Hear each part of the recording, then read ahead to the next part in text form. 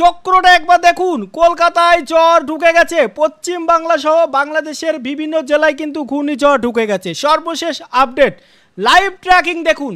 আগামীকাল 26 তারিখ রবিবার ঠিক দুপুর 1টায় কিন্তু লন্ডভন্ড হবে পশ্চিম বাংলার বিভিন্ন জেলা এবং বাংলাদেশের বিভিন্ন জেলা। কোথায় আশ্রয় পড়বে ঘূর্ণিঝড়, ঠিক কমে ঢুকবে, তারপরে কোথায় যে আশ্রয় পড়বে ঘূর্ণিঝড় জানুন, লাইভ ট্র্যাকিং দেখুন, সাথে থাকবেন। দেখুন আগামীকাল 26 তারিখ রবিবার ঠিক দুপুর 1টায় ঘূর্ণিঝড় আশ্রয় পড়বে উপকূলীয় অঞ্চলে। দেখুন ঘূর্ণিঝড়ের গতিটা দেখুন, ঠিক এই দিকে, অর্থাৎ বরিশাল, চট্টগ্রাম, খুলনা, চাঁদপুর এই দিকে কিন্তু ঘূর্ণিঝড় আশ্রয় পড়বে। গতি কিন্তু পাল্টে দিয়েছে ঘূর্ণিঝড়, কিন্তু কলকাতায় ঘূর্ণিঝড় ঢুকবে। দেখুন ভালো করে লক্ষ্য দেখুন, ঘূর্ণিঝড় কোথায় ঢুকবে ভালো করে দেখুন।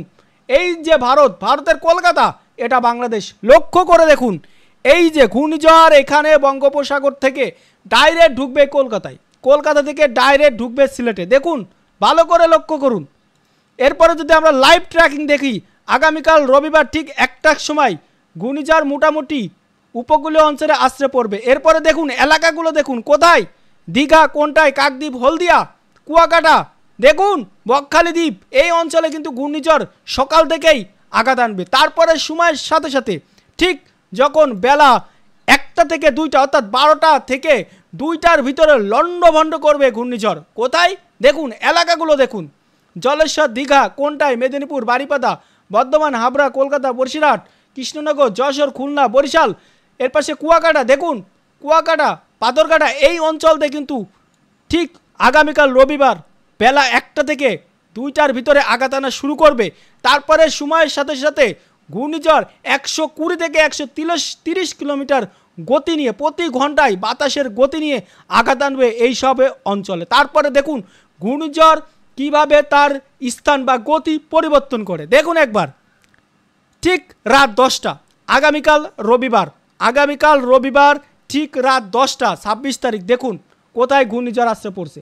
দেখুন ঘূর্ণিঝড়ের প্রভাব কিন্তু সর্বদাই রয়েছে বরিশাল, কক্সবাজার এবং কুমিল্লা, চাঁদপুর এই দিকে, অর্থাৎ ঘূর্ণিঝড় কিন্তু পূর্ব এবং দক্ষিণে ঢুকে যাচ্ছে, বাংলাদেশের পূর্ব এবং দক্ষিণে ঢুকে যাচ্ছে ঘূর্ণিঝড় রেমাল। এরপরে দেখুন 26 তারিখ আগামীকাল রবিবার ঠিক রাত 12টা, দেখুন কোথায় কোথায় আশ্রয় পড়ছে, ভালো করে দেখুন, গতিপথ পাল্টে দিচ্ছে।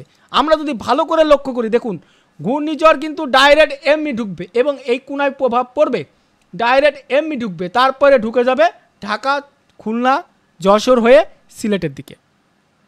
ভালো করে লক্ষ্য করুন।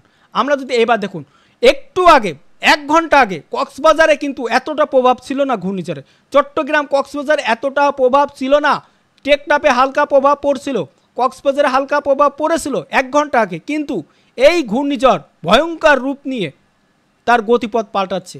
দেখুন চট্টগ্রাম কিন্তু এবার লন্ডভন্ড করবে, কক্সবাজার কিন্তু লন্ডভন্ড করবে, বরিশাল রয়েছে, চাঁদপুর রয়েছে, কুমিল্লা রয়েছে, ঢাকা রয়েছে, নারায়ণগঞ্জ, ফরিদপুর, টাঙ্গাইল, পাবনা, রাজশাহী লন্ডভন্ড করবে। তারপরে দেখুন 27 তারিখ সোমবার সকাল 6টা পুরো বাংলাদেশে কিন্তু ঘূর্ণিঝড় ঢুকে গেছে, কলকাতা কিন্তু এক সাইডে পড়ে গেছে। দেখুন কাকদ্বীপ প্রভাব কমিয়ে দিয়েছে, বাতাস ঝড়ের গতি কমে গেছে, হলদিয়া কমে গেছে, কোনটায়, দীঘা ঝড়ের গতি কমে গেছে, জলেশ্বর, মেদিনীপুর, বর্ধমান, বালেশ্বর, রাজশাহী এই সাইডে কিন্তু আপনার ঝড়ের গতি কমে গেছে। কিন্তু দেখুন বাংলাদেশের অঞ্চলে কিন্তু পুরোপুরি ঘূর্ণিঝড় ঢুকে গেছে।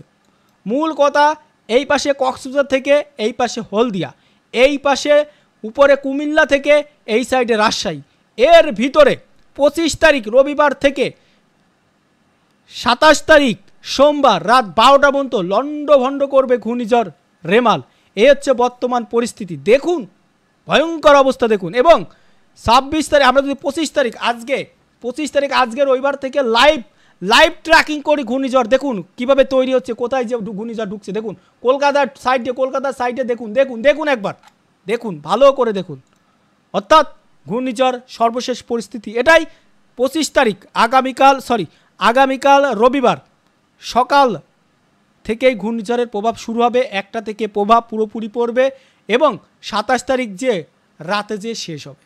সর্বশেষ পরিস্থিতি এই, সাথে থাকবেন।